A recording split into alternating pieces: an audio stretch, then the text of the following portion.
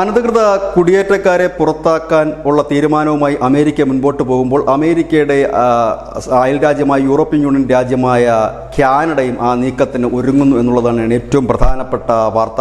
ഇന്ത്യക്കാർ അനവധി പേർ കുടിയേറിയിട്ടുള്ള ഒരു രാജ്യം കൂടിയാണ് കാനഡ.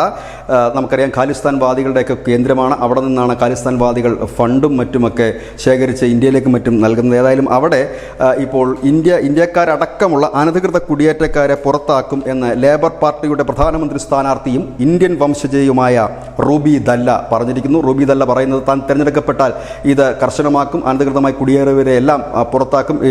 ഒപ്പം തന്നെ ആദ്യത്തെ വനിത, കാനഡയിലെ ആദ്യത്തെ വനിതാ പ്രധാനമന്ത്രിയും താനാകും എന്ന് പറയുന്നു. ഏതായാലും കഴിഞ്ഞ കുറേ നാളുകളായി ഇന്ത്യ പറയുന്നത് വലിയ മനുഷ്യക്കടത്താണ് കാനഡയിലേക്ക് നടത്തുന്നത്. പ്രത്യേകിച്ച് പഞ്ചാബിലും മറ്റുമൊക്കെ ഈ വിഘടനവാദത്തിന് നേതൃത്വം നൽകുകയും പ്രശ്നങ്ങളുണ്ടാക്കുകയും ചെയ്യുക, പിന്നീട് കാനഡ പോലുള്ള രാജ്യങ്ങളിലേക്ക് മുങ്ങുക, ഇതാണ് ചെയ്തുകൊണ്ടിരുന്നത്. ഇലീഗലായിട്ട് മുങ്ങുന്നവർ പലരും കാനഡയിൽ തന്നെ തങ്ങുന്ന ഒരു കാഴ്ചയും കാണുന്നു. ഏതായാലും ഇന്ത്യ നോട്ടമിട്ട പലരും നെട്ടോട്ടത്തിലാകാനാണ് സാധ്യത. കാരണം കുടിയേറ്റക്കാരെ തെരഞ്ഞുപിടിച്ച് പുറത്താക്കുകയാണെങ്കിൽ അതിൽ ഏറ്റവും കൂടുതൽ ഇതുപോലെ അനധികൃതമായി ക്രിമിനൽ കേസുകളിൽപ്പെട്ടവരായിരിക്കും പുറത്തു പോകാനുള്ള സാധ്യതകൾ കൂടുതൽ.